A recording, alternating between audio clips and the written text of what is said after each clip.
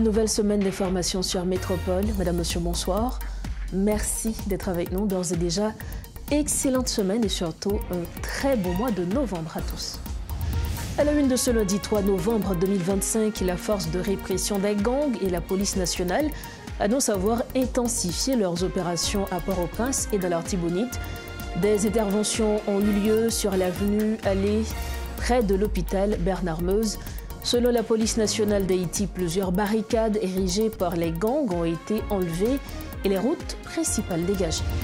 Les personnes déplacées en raison de la violence des gangs sont livrées à un nouveau calvaire, le viol. Dans plusieurs camps de fortune de la capitale, des femmes et des filles ayant fui les gangs subissent de nouvelles violences dans un silence total, aggravé par l'inefficacité du système judiciaire. Dans un registre différent, bonne nouvelle pour le pays. Haïtika remporte le prix de meilleure tablette Bean to Bear au Salon du chocolat de Paris 2025. La marque haïtienne s'impose sur la scène internationale, fruit d'un travail renforcé dans la filière cacao, appuyé par le programme Profit de l'Organisation internationale du travail.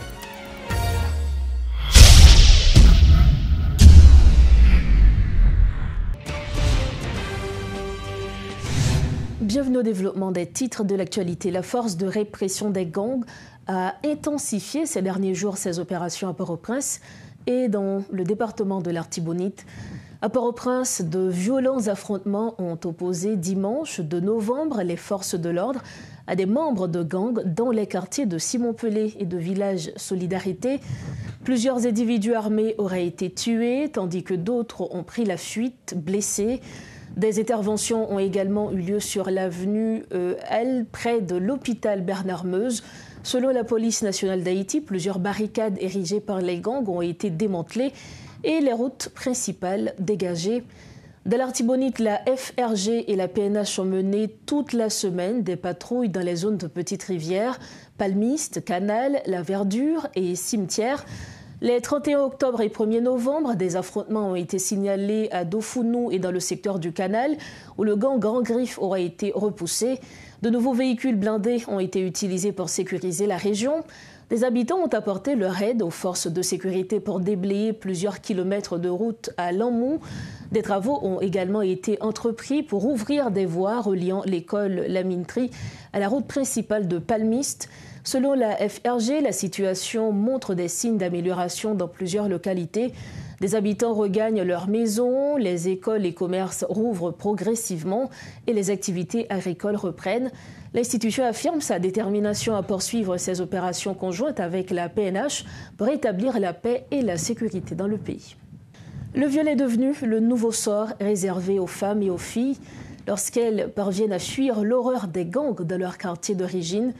Du camp du lycée Marie-Jeanne à l'ALU, via celui au ministère de la Planification, jusqu'au camp de l'OPC sur la route de Bourdon, le phénomène est monnaie courante. Suivez ce reportage de Gerbijan et de Claude Désir. Nous sommes au camp des déplacés du lycée Marie-Jeanne situé à l'ALU, où vit Irène, quadragénaire, déplacée depuis 2 ans. Fuyant la violence des gangs à Carrefourfeuille, ici, elle espérait un refuge. Irène promenait son petit commerce non loin du camp lorsque 3 hommes ont abusé d'elle. C'est le moment où je vois un monsieur campé dans une barrière. Il dit moi, ma chaîne vient vendre. Pour ne mal vendre, il vient le point de comparer les babam corps. Après ça, il dit al bay monsieur a comparer en dedans, il a pas acheté. Moi dit comme ça côté est là, il dit là on met entrer. Les montre en dedans, moi je joindre 2 messieurs tête marée, figure barré en dedans.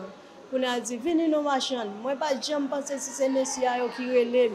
Je vais chercher d'autres gens qui relèvent pour mal vendre. Je vais regarder moi l'autre la ferme. Venez nous. On a commencé à camper bas porte là comme ça. Je viens fricat. Dans le côté, je viens babli comme ça. Il a dit, mais c'est là que je blèche dans la tête. Le moment où je blèche dans la tête, moi, je ne pas dire rien encore. Monsieur a aucun bébé. Le premier sac qui est bébé, il servi avec moi derrière. Premier, c'est l'un des il servi avec moi. L'autre là, il pas servi avec moi derrière. L'autre, il couché devant le premier monsieur qui fait ça avec moi, il est derrière. On a là, il dit comme ça. Moi, les messieurs a dit comme ça. Et pour après, il faut qu'on plaisir ça. Une scène glaçante. Ses larmes et son corps marqué racontent son calvaire dans ce taudis. C'est dans cette pièce séparée avec des draps et des bâches en plastique qu'elle vit avec ses deux fils. Malgré ses tourments quotidiens, elle doit continuer à vivre avec les reflets de ses trois agresseurs.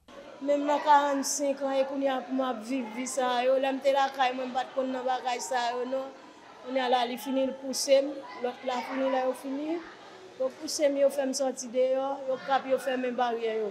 Mais le moment barrière fin fermé là, il met me dehors, moi il font geste là que quoi, ils sont bout ni pas derrière.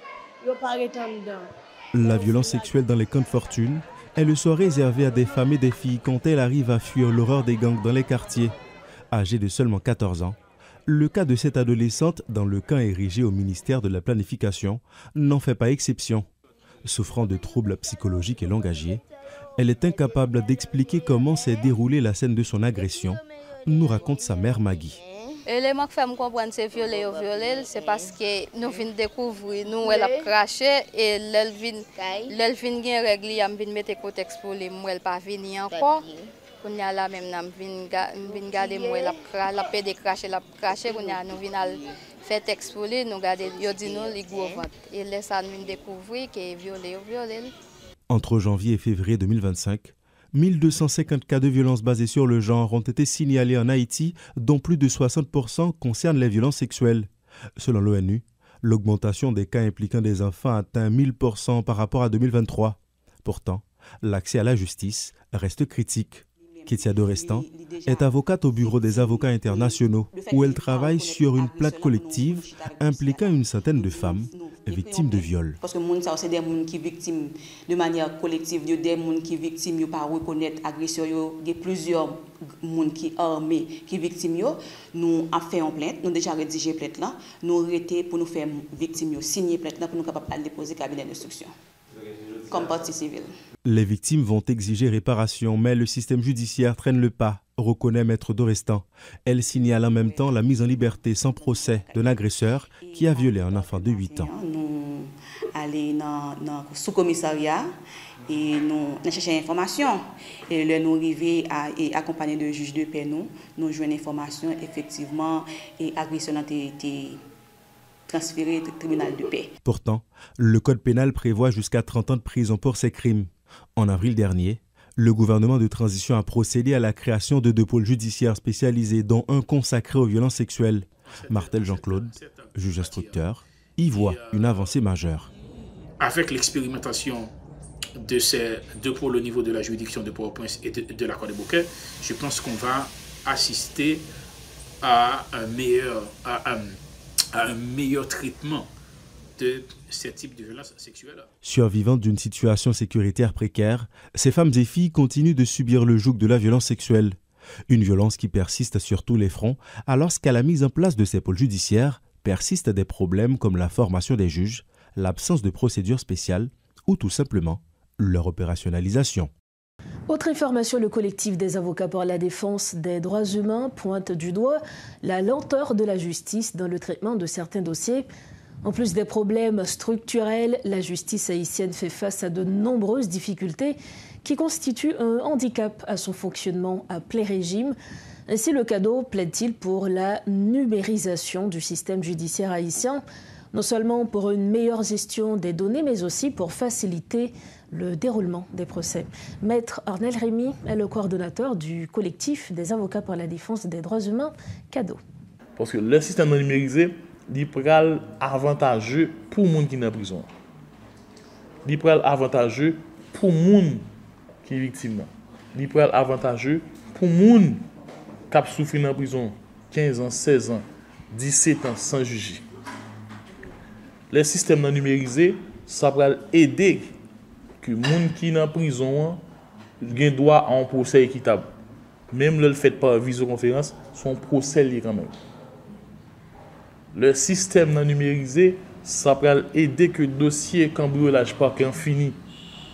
Ça veut dire numériser le système, mettez toute information généralement quelconque sous format de données numériques. Ça veut dire question papier n'est pas là dans nos corps, donc nous allons entrer dans le numérique. Ça permet de conserver le dossier, ça, données ça. Les systèmes non numérisés, ça permet que nous accessibilité. Ça veut dire plus de monde qui a accès à l'information justiciable là. mais peut-être information sensible carité dans le domaine de l'État. Le système non numérisé, nous pas obligé à bien en peine capoter moun, en peine pas gain gaz, en peine mais si il y a instabilité là où bloqué, le fait que la rue bloquée pas qu'à venir prisonnier bien inculpé.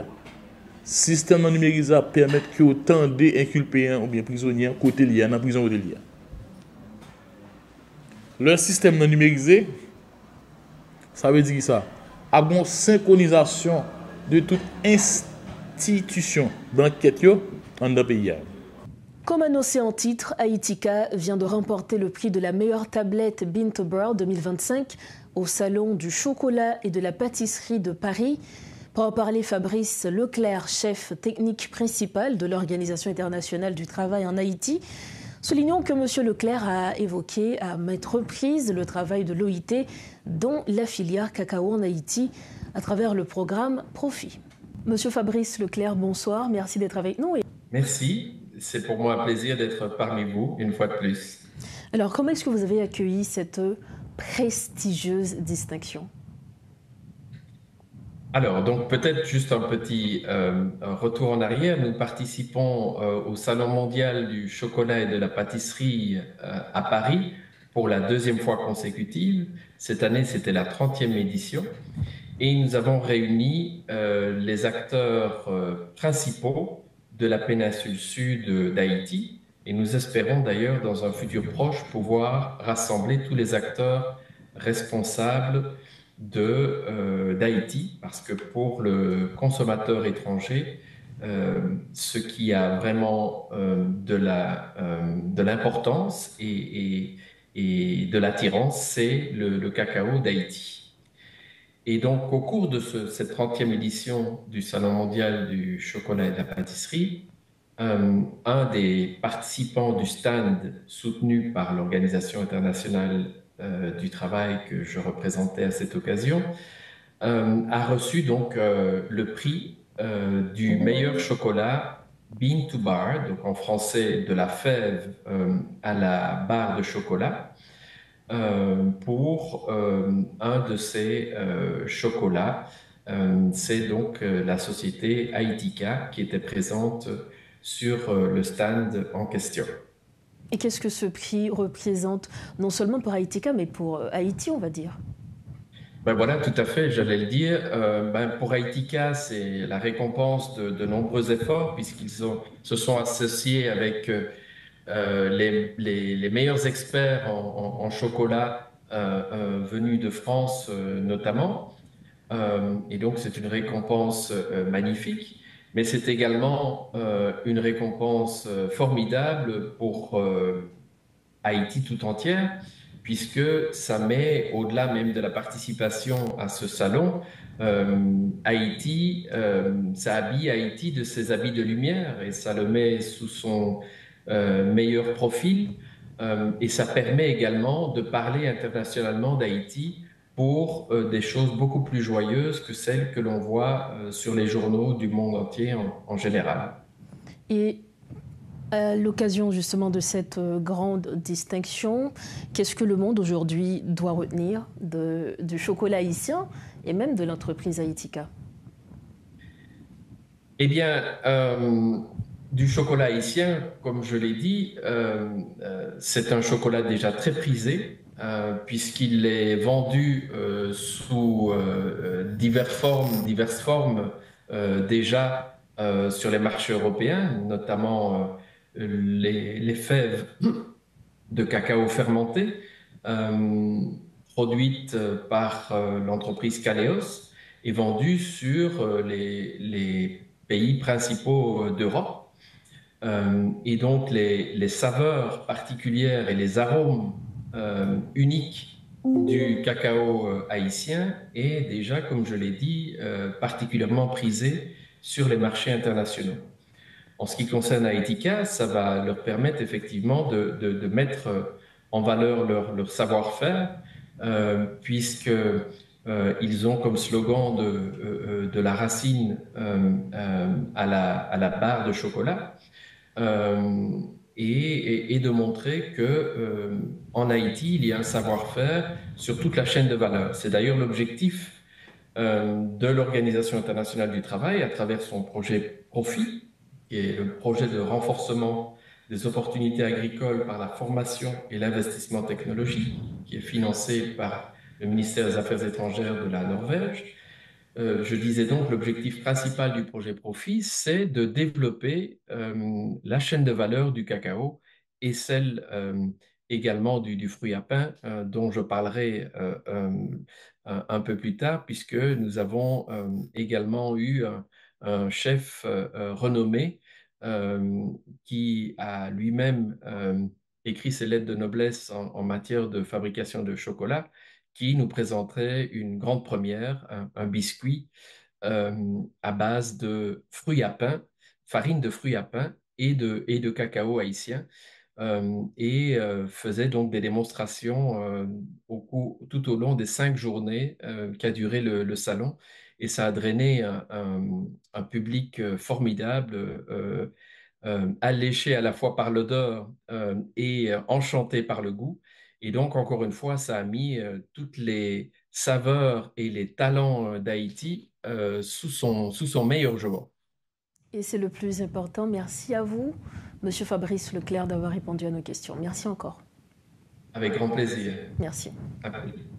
Voilà donc les précisions de Fabrice Leclerc. Il était avec nous ce soir à Metro News. Pour refermer la page nationale de Metro News, un colloque a été organisé lundi par le ministère des Affaires étrangères à l'occasion des 80 ans des Nations Unies. Les défis et perspectives de l'institution étaient au centre des échanges, selon le ministre Jean Harvel Victor Jean-Baptiste. L'événement a également été l'occasion de célébrer la 5e promotion du programme de Master 2 en diplomatie et en développement international de l'Académie diplomatique Jean Price-Morse. Ces jeunes diplomates en formation incarnent, selon le ministre, la relève d'un service diplomatique moderne, compétent et engagé au service de la nation. Une exposition thématique installée à l'entrée de la salle retraçait quelques moments forts de la présence d'Haïti aux Nations Unies depuis la signature de la Charte à San Francisco en 1945 jusqu'à sa participation au grand débat sur la paix, les droits humains et le développement durable. Suivez ce reportage de Rodolphe Fierluy. Dans le cadre de la commémoration du 80e anniversaire de la création de l'Organisation des Nations Unies, une institution qui depuis 1945 incarne l'idéal de paix, de coopération et de solidarité entre les peuples selon les prescrits de la Charte, un colloque a été organisé ce lundi. Le ministre des Affaires étrangères, Jean-Victor Harvel Jean-Baptiste, explique le contexte de cette initiative. En ce jour de la célébration des 80 ans de l'ONU, qui coïncide avec votre entrée à l'Académie diplomatique Jean Price-Morse, nous vous accueillons comme les dignes héritiers de ceux qui, avec patriotisme, honneur et dignité, ont porté la voix de notre pays au sein de cette organisation universelle. Nous rendons un vibrant hommage à ceux qui ont permis à notre pays de marquer l'histoire de cette organisation. Aux illustres dévanciers qui, à travers le temps, se sont défilés à la tribune de l'Assemblée générale pour plaider les causes justes avec lesquelles notre fierté nationale s'est toujours identifiée. Ce colloque est également une opportunité de célébrer la 5e promotion du programme de Master 2 en diplomatie et développement international de l'Académie diplomatique Jean Price-Morse. Ces jeunes diplomates en formation représentent la relève d'un service diplomatique moderne, compétent et engagé au service de la nation, souligne le ministre. L'Académie diplomatique Jean Price-Morse accueille autant de femmes que d'hommes. 15 femmes et 15 hommes. Ce choix n'est pas le fruit du hasard.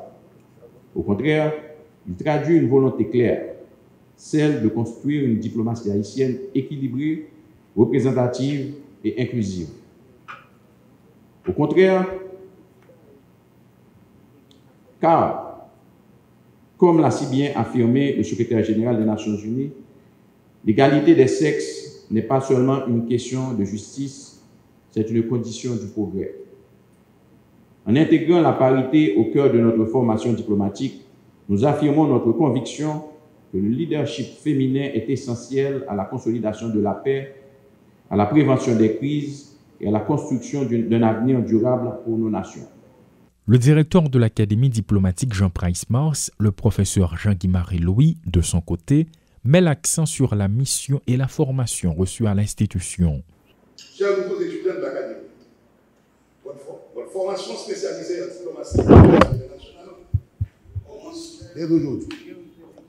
Je vous invite à faire preuve de patriotisme, de loyauté, d'altruisme et d'empathie. Autant de qualités indispensables à être un bon diplomate. Il vous faudra aussi faire montre d'intelligence, d'esprit de discernement, de respect de la hiérarchie et de constant souci du travail bien fait. C'est en suivant ces voies que vous deviendrez de véritables professionnels de la diplomatie. Une exposition thématique a été aménagée à l'entrée de la salle. Elle retrace quelques moments forts de la présence d'Haïti aux Nations Unies, de la signature de la Charte à San Francisco en 1945, jusqu'à sa participation au grand débat sur la paix, les droits humains et le développement durable. Nous arrivons au terme de ce journal. Avant de partir, le rappel des principaux titres à la une. La force de répression des gangs et la police nationale annoncent avoir intensifié leurs opérations à Port-au-Prince et dans l'Artibonite. Des interventions ont eu lieu près de l'hôpital Bernard-Meuse. Selon la police nationale d'Haïti, plusieurs barricades érigées par les gangs ont été enlevées et les routes principales dégagées. Les déplacés en raison de la violence des gangs sont livrés à un nouveau calvaire, le viol. Dans plusieurs camps de fortune de la capitale, des femmes et des filles en fuient les gangs subissent de nouvelles violences dans un silence total, aggravé par l'inefficacité du système judiciaire. Et puis dans un registre différent, bonne nouvelle pour le pays, Haïtika remporte le prix de meilleure tablette Bintobra au Salon du chocolat de Paris 2025. La marque haïtienne s'impose sur la scène internationale, fruit d'un travail renforcé dans la filière cacao, appuyé par le programme Profit de l'Organisation internationale du travail. C'est ainsi que nous refermons cette édition de Métro News. Merci d'avoir été avec nous. On se retrouve bientôt. Restez branchés Métropole et prenez soin de vous. Bonsoir.